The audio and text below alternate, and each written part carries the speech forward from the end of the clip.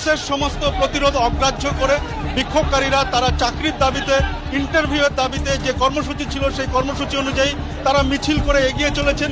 হাতে দেশের জাতীয় পতাকা, হাতে দেশের জাতীয় পতাকা, তাকে বেধড়ক ভাবে পুলিশ কিভাবে তাকে ফেলছে সেই ছবিটা দেখাচ্ছি আপনাদেরকে, এই মুহূর্তে দেখতে পাচ্ছেন।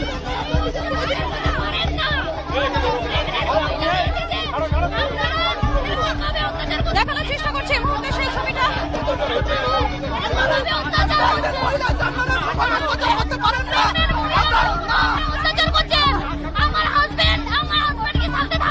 তাদের মধ্যে অনেকেই অসুস্থ হয়ে পড়েছে, যেভাবে কার্যত টেনে হিচড়ে পুলিশ কার্যত প্রিজন ভ্যানে তোলার চেষ্টা করছে এবং গাড়িতে তোলার চেষ্টা করছে।